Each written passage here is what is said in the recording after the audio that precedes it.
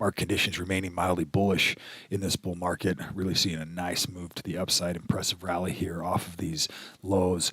Momentum also shooting back up almost to that bullish trend, and breadth, we're seeing improvement here also, and sentiment, which didn't spend much time in those oversold levels, had a really sharp pop and right back up to that extreme range. We're also seeing buy-sell ratio improve, sitting currently at 0.86, and you can see that these are coming back together again. When red is above green, you have bears in control, and when you get that green above red and that crossover point, then you get bulls back in control again. So we're getting close to that level right here. We've had a really strong run now for a few days. We'll see if we get any kind of a pause on this. Market indexes, if we look at S&P 500, we've seen the S&P shoot right back to the momentum zone now. That is the high point here at 565, and then our low point, that retracement, all the way back down to that 618 range. This corrective box has done its job now, and we've seen this counter trend move push markets back up again. And we've got some shorter term resistance right here around this 554 range. We've had a really sharp move in the last few days. So let's see if we get any kind of support right here at this 548 number as we go into the weekend. Also seeing bonds still holding up in that upper range, but a little bit of weakness yesterday.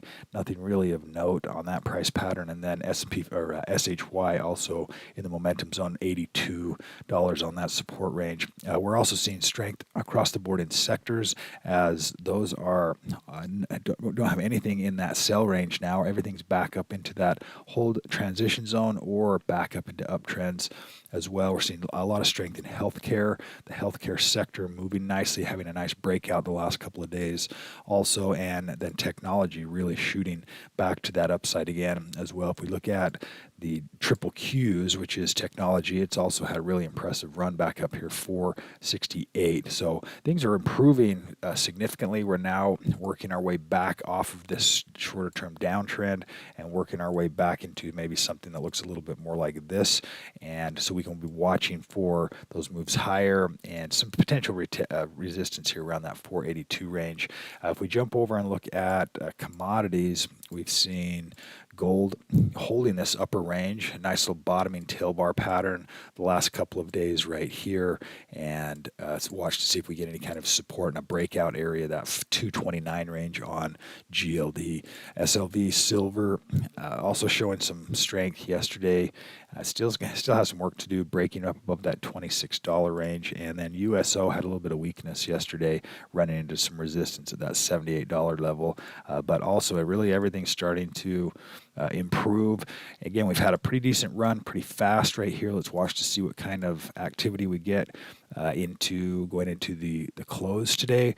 Any kind of fading or resistance areas. New buys, we're seeing a lot of medical names still looking well. DNTH on the longer term chart, some of these have really nice long base patterns that they're looking to be breaking out of.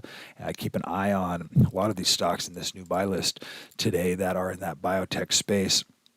And seeing a lot of other nice looking tech names in here as well as some financials. And let's take a look at which one was it here? PLSE, also nice confirmation bar here, increasing volume. Take a look through that list. You're going to find some that are of interest. That'll do it for today's update. Everyone have a fantastic day today.